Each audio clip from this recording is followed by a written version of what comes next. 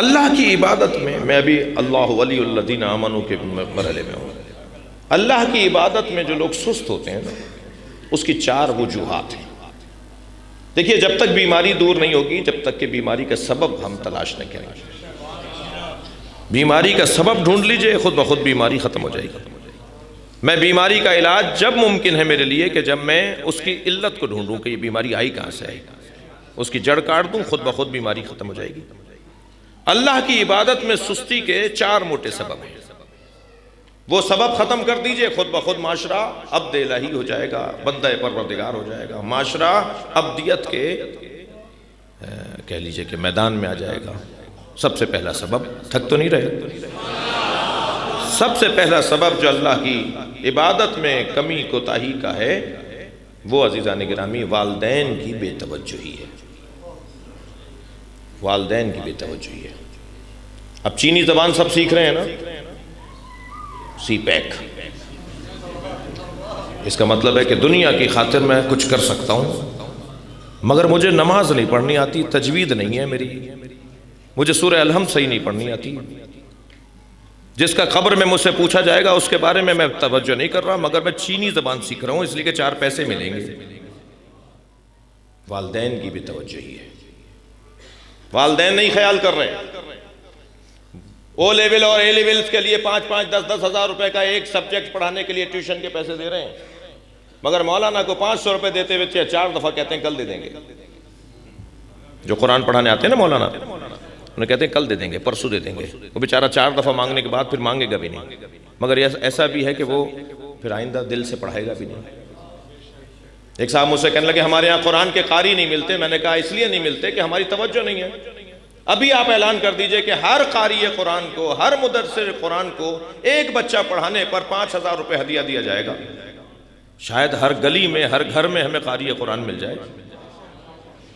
جی نظام ہے نا اللہ کا، پیٹ لگا ہوا ہے نا، بجلی پانی گیس کا بل آتا ہے نا، گاڑیوں کا خرچہ ہوتا ہے نا.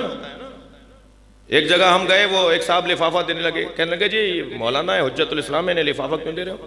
میں نے کہا بھائی یہ تو حجت الاسلام ہے، ان کی گاڑی تو فیول، ان کی گاڑی تو پیٹرول کھاتی ہے، ان کی کار حجت الاسلام تھوڑی ہے.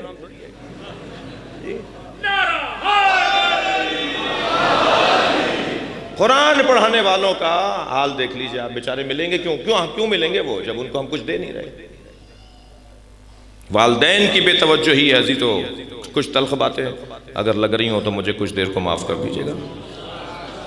والدین کی بے توجہی ہے. والدین کی بے توجہی ہے جس کی وجہ سے اللہ کی عبادت میں کمی ہے.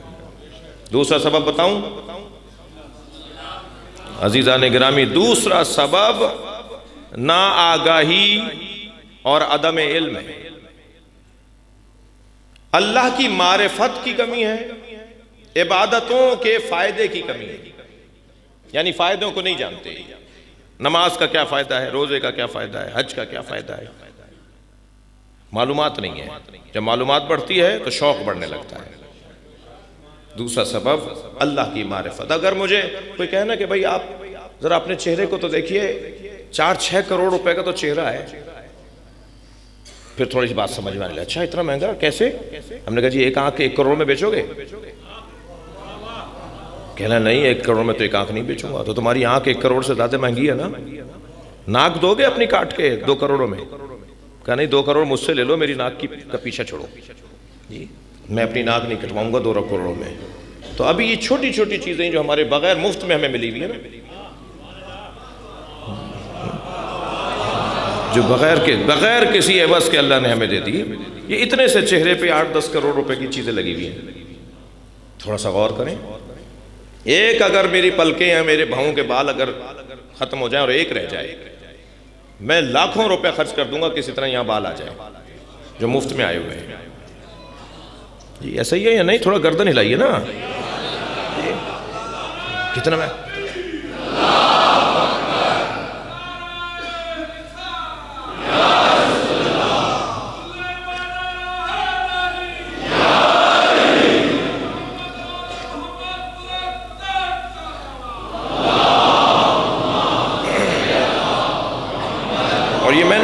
یہ میں نہیں کہہ رہا، قرآن کہہ رہا سنوریہم آیاتنا فی الآفاق وفی انفسہم، تم اپنے اوپر غور کرو ہم نے تمہیں کیا کیا دیا ہوا ہے۔ میں صرف اپنے اوپر غور کروں تو اربوں کھربوں روپے کا تو یہ مفت میں اللہ نے بدن دیا ہوا ہے، حق نہیں بنتا اس کا کہ اس کا شکریہ ادا کیا جائے، اس کے سامنے حاضری دے دی جائے، اس کا حق نہیں بنتا جی۔ اور یہ تو وہ نعمتیں ہیں عزیزان گرامی کہ جو مجھے نظر آ رہی ہیں، جو سامنے کی ہیں، روزانہ دیکھ رہا ہوں۔ مجھے تو سب سے بڑی نعمت کی وجہ سے اللہ کا شکر ادا کرنا چاہیے، وہ نعمت عظمی الہیہ ولایت علی ہے۔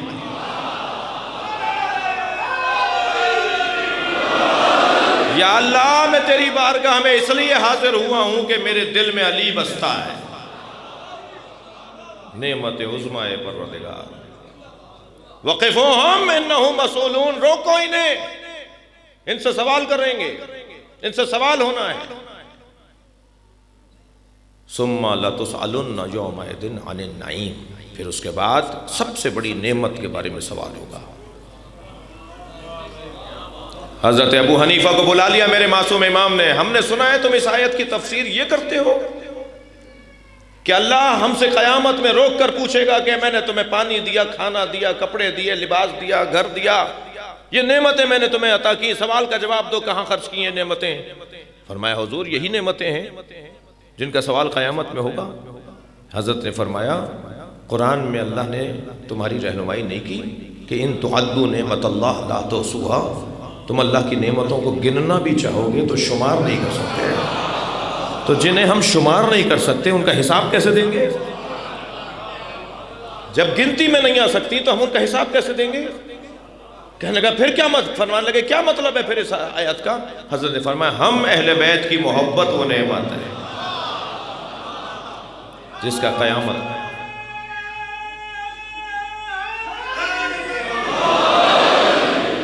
قیامت میں سوال ہوگا، ہم نے تمہیں محبت اہل بیت دی، یہ سب سے بڑی نعمت ہے۔ وَاذْكُرُوا نعمت اللہ علیکم، اللہ کی ایک نعمت کو بار بار دہراؤ۔ وہ ایک نعمت کون سی ہے بھائی؟ یا اللہ تو خود بتا دے وہ ایک نعمت کون سی ہے؟ وہ نعمت عظمی ولایت علی ہے۔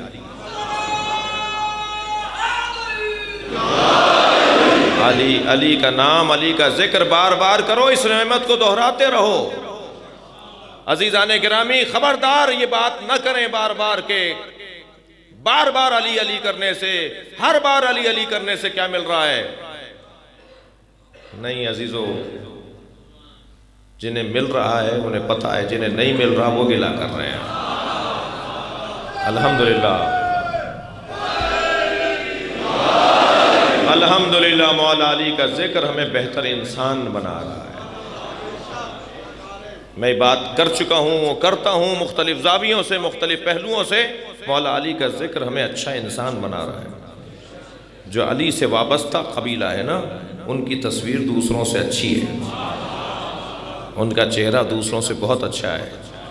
دنیا آج اس بات کو مان رہی ہے کہ ان کا چہرہ دوسروں سے بہت اچھا ہے۔